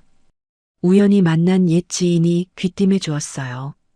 동석이네 완전 난리도 아니래. 회사가 부도 직전인데 서로 책임 떠넘기느라 집안이 쑥대밭이래. 길 여사는 매일 소리 지르고 동석이는 술만 마시고 저는 별로 놀랍지 않았어요. 그들이 잘 될 리가 없었거든요. 인과응보라는 말이 떠올랐습니다. 하지만 한 가지 마음에 걸리는 게 있었어요. 민재. 그 아이는 어떻게 되었을까요? 민재는 죄가 없었어요. 비록 유리가 낳은 아이지만 그 아이에게 무슨 잘못이 있겠어요. 8살밖에 안 된 아이가요. 저는 복잡한 마음으로 고개를 저었습니다. 어느 날 저녁 공장 문을 닫고 나오는데 낯선 여자가 서 있었어요. 얼굴을 큰 마스크로 가리고 있어서 누군지 알 수 없었습니다. 검은 코트를 입고 모자까지 눌러쓴 모습이 수상했어요. 여자는 두리번거리다가 저를 발견하고 다가왔습니다. 정서윤 씨 맞죠? 목소리가 낯익었습니다. 가까이 다가가니 마스크 위로 눈이 보였어요. 충혈된 눈, 짙은 다크서클. 마스크를 내리자 얼굴이 드러났습니다. 유리였어요. 하지만 예전에 그 당당하던 모습은 온데간데 없었습니다. 머리카락은 헝클어지고 화장기 없는 얼굴에는 멍든 자국까지 보였어요. 옷차림도 초라했습니다. 뭔 일이에요? 저는 차갑게 물었습니다. 유리는 주변을 두리번거리더니 작은 목소리로 말했어요. 언니, 부탁이 있어요. 제발 저 좀 도와주세요. 언니라고요. 8년 전에 저를 언니라 부르며 비웃던 그 입으로 지금 도움을 청하고 있었습니다. 저는 코웃음을 쳤어요. 도와달라고요? 저한테요? 가짜 뉴스 뿌려서 저 망하게 하려던 사람이. 유리의 얼굴이 하얗게 질렸습니다. 입술이 파르르 떨렸어요. 그건 시어머니가 시킨 거예요. 저는 몰랐어요. 정말이에요. 저는 믿지 않았습니다. 이 여자가 모를 리가 없었어요. 거짓말하지 마세요. 당신도 한통속이었잖아요. 유리가 갑자기 무릎을 꿇었습니다. 저는 당황해서 한 발짝 물러섰어요. 언니, 제발이요. 민재를 살려주세요. 그 애가 지금 위험해요. 민재요. 저는 귀가 번뜩했습니다. 무슨 소리예요? 민재가 왜 위험해요? 유리는 울먹이며 말했어요. 동석이가 민재한테 손을 대기 시작했어요. 술만 마시면 애를 때려요. 어젯밤에는 맥주병을 던졌어요. 민재 이마에 피가 났는데도 길 여사는 모른 척했어요. 회사가 망하고 나서 동석이가 사람이 완전히 변했어요. 매일 술만 마시고 화풀이를 해요. 저도 맞고 민재도 맞고 더 이상 못 참겠어요. 저는 할 말을 잃었습니다. 동석이 그렇게까지 변했다니. 그리고 무고한 8살짜리 아이가 맞고 있다니. 가슴이 철렁 내려앉았어요. 시어머니는 뭐예요? 손주가 맞는데 가만 있어요? 유리는 고개를 저었어요. 시어머니는 동석 편이에요. 민재 보고 맞을 짓을 했다고. 그래서 제가. 유리는 말을 멈추고 깊이 숨을 들이쉬었습니다. 뭔가 중요한 말을 하려는 것 같았어요. 사실 민재는 동석이 아들이 아니에요. 저는 귀를 의심했습니다. 뭐라고요? 유리는 고개를 떨구며 말했어요. 민재 아빠는 다른 사람이에요. 동석이랑 결혼하기 전에 사귀던 남자아이예요. 저는 그냥 길 여산의 재산이 탐나서 결혼한 거예요. 민재를 동석이 아들로 속이고. 저는 충격에 말문이 막혔습니다. 그러니까 민재는 동석의 친아들이 아니었던 거예요. 제3장에서 민재가 땅콩 버터를 아무렇지 않게 먹던 장면이 떠올랐습니다. 동석은 땅콩 알레르기가 심해서 냄새만 맡아도 숨이 막히는 사람이었어요. 그런데 아들이라는 민재는 땅콩을 밥처럼 먹고도 멀쩡했었죠. 그때 동석이 이상하다고 했던 게 기억났어요. 알레르기는 유전되는 경우가 많거든요. 그게 복선이었던 겁니다. 그걸 왜 지금 와서 저한테 말해요? 유리는 눈물을 훔치며 대답했어요. 동석이가 의심하기 시작했어요. 민재가 자기를 하나도 안 닮았다고. 친자 검사를 하겠대요. 검사 결과 나오면 저는 끝이에요. 사기죄로 감옥에 가게 되겠죠. 저는 한참을 유리를 내려다보았습니다. 이 여자가 불쌍하다는 생각은 들지 않았어요. 자업자득이었으니까요. 하지만 민재는 달랐습니다. 그 아이는 어른들의 잘못 때문에 고통받고 있었어요. 민재를 데리고 도망치면 되잖아요.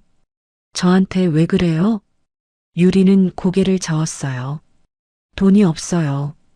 도망칠 데도 없고 언니만이 저를 도와줄 수 있어요. 언니한테 빚진 게 많은 거 알아요. 그래도 제발 민재만은. 저는 깊이 생각에 잠겼습니다. 유리를 도와줄 의무는 없었어요. 하지만 민재는요. 그 아이는 죄가 없었습니다. 그때 제 머릿속에 한 가지 생각이 스쳤어요. 길 여사가 가짜 뉴스를 지시했다는 증거, 당신이 갖고 있어요? 유리는 고개를 끄덕였어요. 시어머니가 저한테 시켰거든요. 통화 녹음이랑 문자 다 있어요. 저는 유리를 똑바로 바라보았습니다. 그 증거 주면 민재를 도와줄 방법을 생각해 볼게요. 유리의 눈이 커졌어요. 희망이 보이는 것 같았습니다. 떨리는 손으로 제 팔을 잡았어요. 정말요? 정말 도와줄 거예요? 저는 고개를 끄덕였어요. 유리는 펑펑 울기 시작했습니다. 무릎을 꿇은 채 얼굴을 감싸고 통곡했어요. 그 모습이 8년 전 눈밭에서 울던 제 모습과 겹쳤습니다. 저는 그 모습을 지켜보며 복잡한 감정을 삼켰어요. 유리를 용서한 건 아니었어요. 하지만 민재는 달랐습니다. 그 아이를 구해야 했어요. 집에 돌아온 저는 아이들을 재우고 오랫동안 생각에 잠겼습니다. 유리가 준 녹음 파일을 들어보았어요. 이어폰을 꽂고 재생 버튼을 눌렀습니다.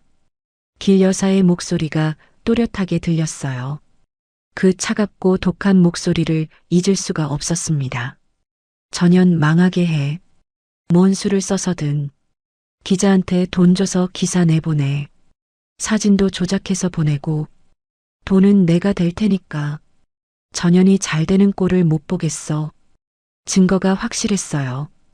길 여사의 지시로 가짜 뉴스가 만들어진 거였습니다. 이제 그 여자를 법정에 세울 수 있었어요. 저는 손을 꽉 쥐었습니다. 8년간의 한이 북받쳐 올랐어요. 저는 시간장 항아리 앞에 섰어요. 달빛이 항아리를 비추고 있었습니다. 검은 윤기가 흐르는 항아리 표면에 제 얼굴이 어렴풋이 비쳤어요. 어머니, 이제 끝이 보여요. 조금만 더 버티면 돼요.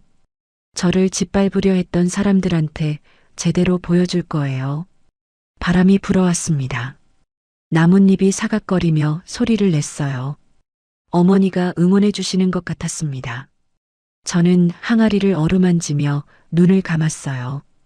8년 전 이 항아리를 품에 안고 눈밭에서 쫓겨나던 그 밤이 떠올랐습니다. 그때의 절망과 분노가 아직도 생생했어요. 하지만 저는 버텨냈습니다. 이제 마지막 싸움만 남았어요. 다음 날 저는 변호사에게 녹음 파일을 넘겼습니다. 변호사는 파일을 듣더니 놀란 표정을 지었어요. 연필을 내려놓고 저를 바라보았습니다. 이 정도면 확실합니다. 길 여사를 명예훼손과 업무방해로 고소할 수 있어요. 민사소송도 가능하고요. 손해배상까지 받아낼 수 있습니다. 저는 고개를 끄덕였습니다. 손이 떨렸지만 마음은 단단했어요.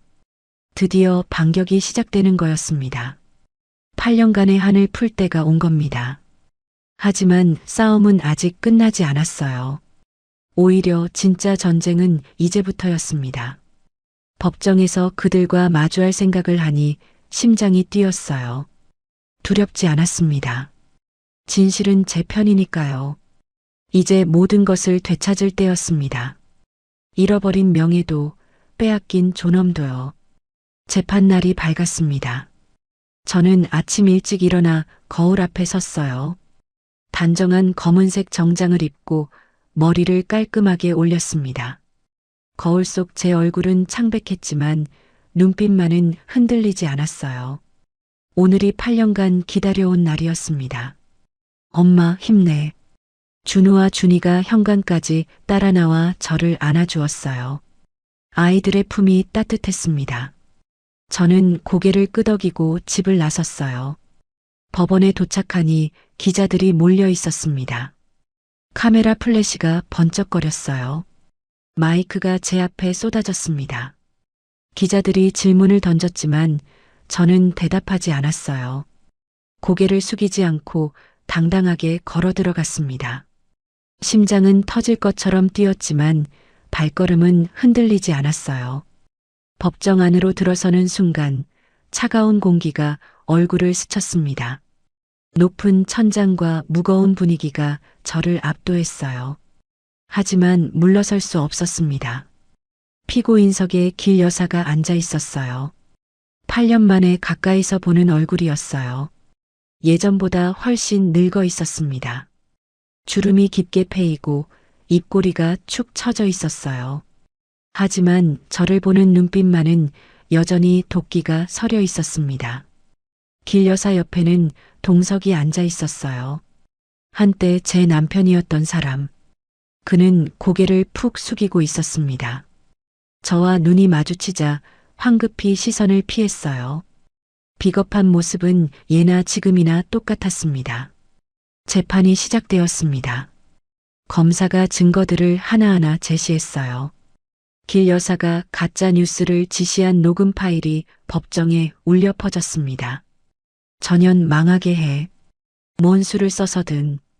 기자한테 돈 줘서 기사 내보내. 길 여사의 목소리가 스피커를 통해 흘러나왔어요. 방청석에서 웅성거리는 소리가 들렸습니다. 길 여사의 얼굴이 불그락푸르락 변했어요. 저건 조작된 거예요. 내가 그런 말 한 적 없어요. 길 여사가 벌떡 일어나 소리쳤습니다. 판사가 정숙을 명했지만 그녀는 멈추지 않았어요. 전현이 꾸민 거라고요. 다 전현 짓이에요. 저를 가리키며 악을 썼습니다. 저는 미동도 하지 않았어요. 차분하게 그녀를 바라보았습니다.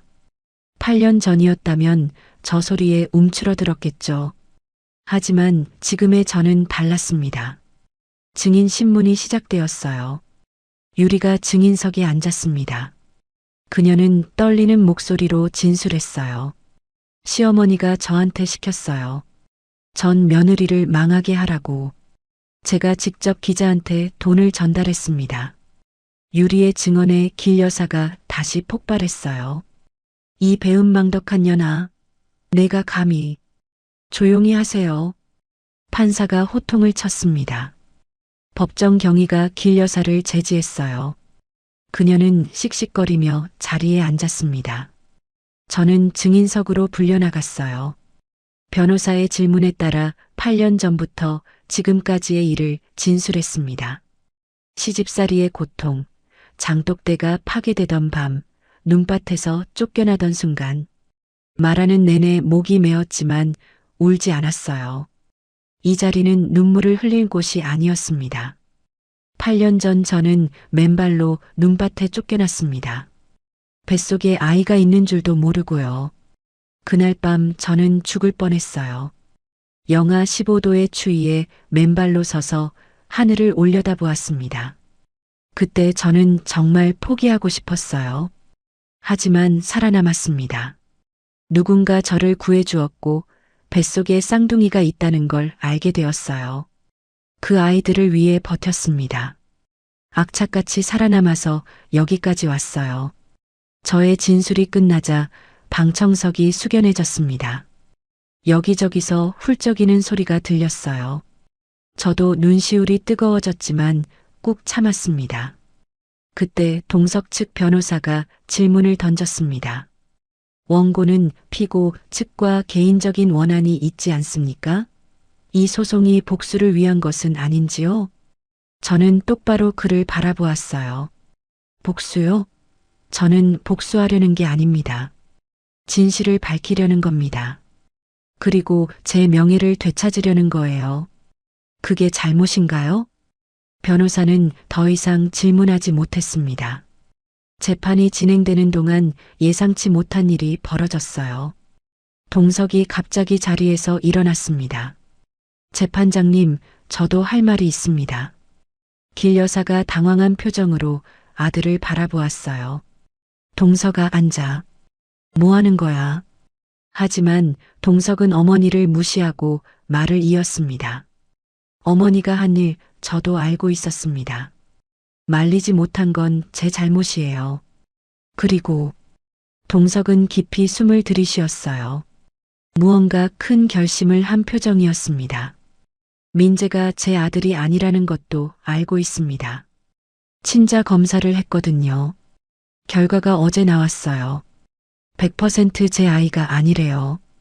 법정이 술렁거렸습니다. 방청석에서 탄성이 터져 나왔어요. 기자들이 펜을 바쁘게 놀렸습니다. 길 여사의 얼굴이 하얗게 질렸어요. 입술이 파르르 떨렸습니다. 뭐라고? 그게 무슨 소리야? 민재가 내 아들이 아니라니. 동석은 쓴웃음을 지었어요. 그 웃음에는 씁쓸함과 체념이 담겨 있었습니다. 어머니, 다 끝났어요. 유리가 저한테 다 털어놨어요. 민재 아버지가 누군지도요. 길 여사가 휘청거렸습니다. 옆에 있던 변호사가 부축했어요. 그녀의 눈에서 눈물이 흘러내렸습니다. 하지만 저는 동정심이 들지 않았어요. 그녀가 뿌린 씨앗이었으니까요. 동석이 저를 향해 고개를 숙였습니다. 깊이, 아주 깊이 허리를 굽혔어요. 미안합니다. 8년 전에도 지금도 제가 비겁했어요. 당신을 지키지 못했어요. 저는 아무 대답도 하지 않았어요. 그의 사과가 진심인지 아닌지는 중요하지 않았습니다. 이미 지난 일이었으니까요. 그 사과로 8년의 고통이 지워지는 것도 아니었어요. 저는 그저 앞을 바라보았습니다. 재판은 예상보다 빨리 끝이 났습니다. 판사가 판결을 내렸어요. 피고 길 여사에게 명예훼손 및 업무방해 혐의로 징역 2년에 집행유예 3년을 선고합니다. 또한 원고에게 손해배상금 5억 원을 지급할 것을 명합니다. 망치 소리가 법정에 울려 퍼졌습니다. 저는 그 소리를 들으며 눈을 감았어요. 8년간의 한이 조금씩 풀리는 것 같았습니다. 가슴속에 묵직하게 자리 잡고 있던 돌덩이가 서서히 녹아내리는 느낌이었어요. 5억 원이라는 금액보다 더 중요한 건 진실이 밝혀졌다는 것이었습니다. 법정을 나서는데 길 여사가 저를 불렀어요. 정서윤. 저는 발걸음을 멈추고 뒤를 돌아보았습니다. 길 여사는 비틀거리며 다가왔어요. 얼굴이 눈물과 화장으로 범벅이 되어 있었습니다. 한때 저를 벌레처럼 깔보던 그 여자가 지금은 초라한 모습으로 서 있었어요. 세월의 무게와 패배의 굴욕이 그녀를 짓누르고 있었습니다. 내가 이겼다고 생각하지 마. 아직 안 끝났어. 두고 봐. 길 여사의 목소리는 떨리고 있었어요. 예전의 날카로운 기세는 온데간데 없었습니다. 저는 담담하게 대답했어요. 아니요, 끝났어요. 진작에 끝났어야 할 일이었죠. 8년 전에 저를 내쫓을 때 이미 끝난 거예요. 길 여사의 눈이 흔들렸습니다. 더 이상 예전의 위세는 없었어요. 늙고 초라한 한 여자가 서 있을 뿐이었습니다. 저는 돌아서서 법원을 나왔어요. 밖에는 햇살이 쏟아지고 있었습니다. 눈이 부셔서 손으로 햇빛을 가렸어요. 가슴 깊은 곳에서 뜨거운 것이 치밀어 올랐습니다. 왕 회장님이 휠체어에 앉아 기다리고 계셨어요. 아직 퇴원은 못하셨지만 꼭 오시겠다고 고집을 부리셨거든요. 간호사가 옆에서 회장님을 부축하고 있었습니다. 회장님의 눈가에도 눈물이 고여 있었어요. 8년간 저를 지켜봐 오신 분이셨습니다. 서윤 씨, 고생 많았어. 자네 어머니도 하늘에서 기뻐하실 거야. 회장님의 말씀에 저는 결국 눈물을 흘리고 말았습니다. 재판 내내 참았던 눈물이었어요. 펑펑 울었습니다. 8년간 쌓인 서러움이 한꺼번에 쏟아져 나왔어요. 회장님은 제 손을 꼭 잡아주셨습니다. 그 따뜻한 손길에 마음이 놓였어요. 집에 돌아오니 아이들이 뛰어나왔어요. 대문 앞에서 기다리고 있었던 게 분명했습니다. 준우는 제 가방을 받아들었고 준이는 제 손을 꼭 잡았어요. 엄마, 어떻게 됐어? 이겼어? 저는 웃으며 대답했습니다. 엄마가 이겼어. 우리가 이겼어. 준우와 준이가 환호성을 지르며 제 품에 안겼어요. 저는 아이들을 꼭 껴안았습니다. 이 아이들을 위해 버텨온 8년이었어요. 새벽부터 밤까지 일하고 욕을 먹으면서도 포기하지 않았던 나날들. 그 모든 것이 오늘을 위한 거였습니다. 이제 드디어 떳떳해질 수 있었어요. 아이들 앞에서 고개를 숙이지 않아도 되는 엄마가 된 거였습니다. 그날 밤 저는 장독대 앞에 섰어요. 시간장 항아리가 달빛 아래 빛나고 있었습니다. 까만 윤기가 흐르는 표면에 별빛이 반사되었어요. 저는 무릎을 꿇고 항아리를 어루만졌습니다. 어머니, 끝났어요. 제가 해냈어요. 어머니가 지켜주신 덕분이에요. 바람이 불어왔습니다. 항아리에서 은은한 향기가 퍼져나왔어요. 100년 묵은 시간장의 깊은 향. 마치 어머니가 저를 안아주시는 것 같았습니다. 눈물이 또 흘러내렸어요. 하지만 이번에는 슬픈 눈물이 아니었습니다. 감사와 안도의 눈물이었어요. 저는 눈을 감고 깊이 숨을 들이쉬었습니다. 밤 공기가 시원하게 폐를 채웠어요. 가슴속에 응어리져 있던 것들이 조금씩 녹아내리는 것 같았습니다. 싸움은 끝났습니다. 하지만 제 삶은 이제부터가 진짜 시작이었어요. 더 이상 과거에 묶여 있지 않아도 되었습니다. 앞으로 나아갈 일만 남았어요. 저는 일어서서 하늘을 올려다보았습니다. 별들이 반짝이고 있었어요. 어머니도 저기서 저를 지켜보고 계실까요? 저는 미소를 지었습니다. 아이들과 함께 당당하게 살아갈 수 있게 되었으니까요. 밝은 내일이 기다리고 있었습니다. 재판이 끝나고 1년이 흘렀습니다. 봄바람이 부는 어느 날 저는 새로 지은 공장 앞에 서 있었어요. 예전 공장보다 3배나 큰 건물이었습니다. 벽에는 서윤 만능 간장이라는 간판이 햇살을 받아 반짝이고 있었어요. 저는 그 간판을 올려다보며 미소를 지었습니다. 1년 전만 해도 상상도 못했던 일이었어요. 재판 승소 이후 여론이 완전히 바뀌었거든요. 사람들은 저를 응원했고 제품 주문이 쏟아졌습니다. 손해배상금으로 받은 5억 원은 공장 확장에 투자했어요. 새로운 설비를 들이고 직원들을 더 채용했습니다. 이제 서윤 만능 간장은 전국 대형마트와 백화점에서 팔리고 있었어요. 해외 수출 문의까지 들어오고 있었습니다. 저는 공장 입구에 세워둔 시간장 항아리를 바라보았어요. 예전 것과 똑같은 모양으로 특별 제작한 거였습니다. 모든 시작이 된 그 항아리를 기념하기 위해서요. 사장님, 오늘 출하량 3만 병입니다. 직원이 달려와 보고했어요. 저는 고개를 끄덕이며 대답했습니다. 고마워요. 다들 고생 많아요. 공장 안에서는 기계들이 쉴 새 없이 돌아가고 있었어요. 직원이 15명으로 늘었습니다. 모두가 열심히 일하는 모습을 보니 가슴이 뿌듯했어요. 점심때쯤 왕 회장님이 오셨습니다. 예전처럼 걸어서요. 심장 수술 후 재활을 열심히 하셔서 이제는 건강을 많이 회복하셨어요. 지팡이에 의지하시긴 했지만 눈빛만은 여전히 맑고 따뜻했습니다. 뒤따라온 간병인이 회장님을 부축했어요. 서윤 씨, 잘 되고 있구먼. 내가 눈이 밝았어. 회장님은 공장을 둘러보시며 흐뭇하게 웃으셨어요. 새로 들인 기계들, 분주하게 움직이는 직원들, 상자에 담겨 출하를 기다리는 제품들을 하나하나 살펴보셨습니다. 다 회장님 덕분이에요. 9년 전 눈밭에서 저를 안 도와주셨으면 여기까지 못 왔어요. 그날 밤 진짜 죽을 뻔했거든요. 저는 진심을 담아 말했습니다. 회장님은 손을 내저으셨어요. 내가 한 건 씨앗을 심은 것뿐이야. 물을 주고 가꾸고 꽃을 피운 건 자네야. 자네 어머니도 하늘에서 기뻐하실 거야. 회장님의 말씀에 눈시울이 뜨거워졌습니다. 9년 전 눈밭에서 저를 구해주신 분, 그분이 없었다면 오늘의 저는 없었을 거예요. 오후에는 특별한 손님이 왔습니다. 유리와 민재였어요. 민재는 이제 9살이 되었더군요.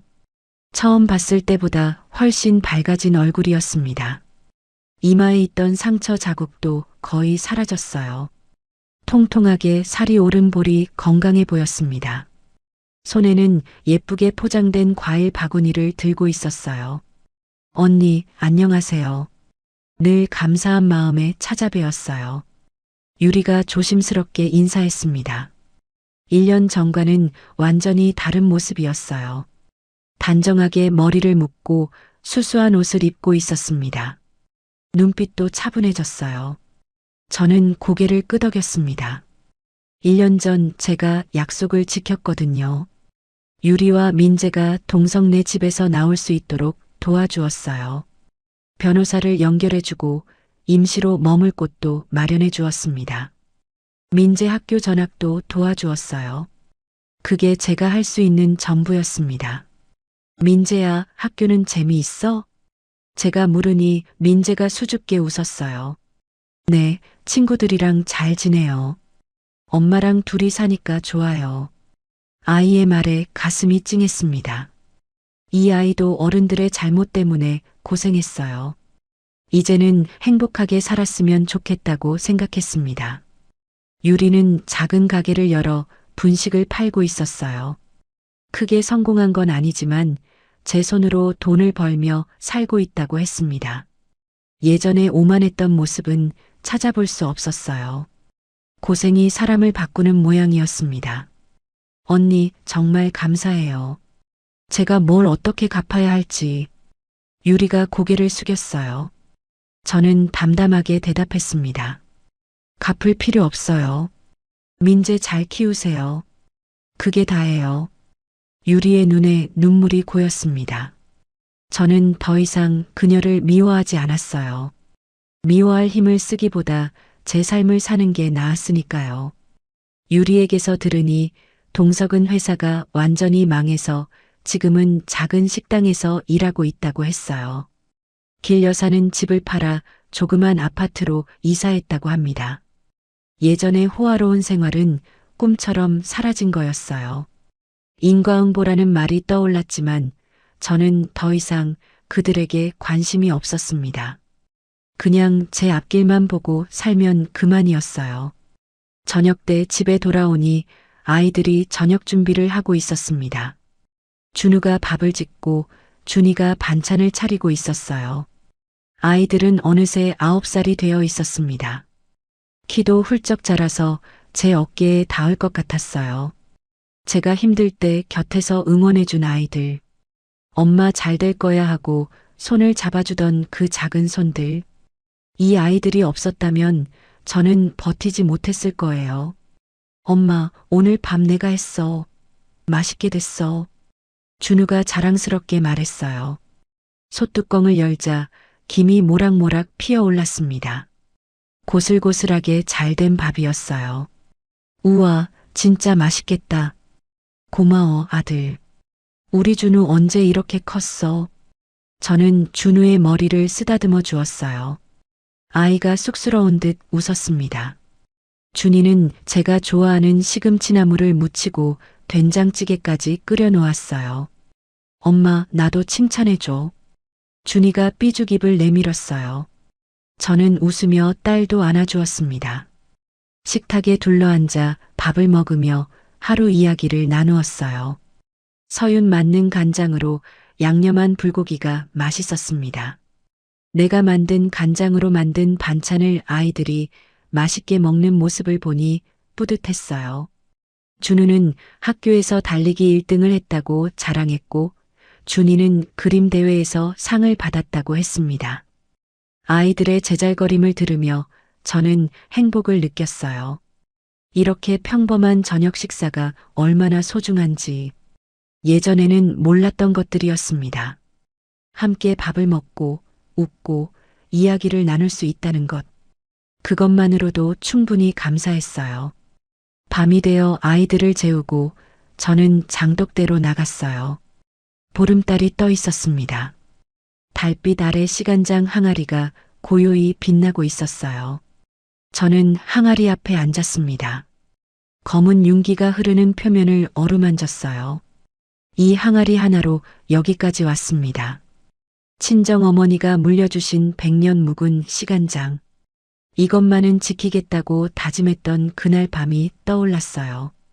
어머니, 저 이제 괜찮아요. 아니, 괜찮은 정도가 아니라 행복해요. 저는 조용히 중얼거렸습니다. 목소리가 떨렸어요. 더 이상 울지 않아요. 아이들도 건강하고 사업도 잘 되고 있어요. 어머니가 물려주신 시간장 덕분이에요.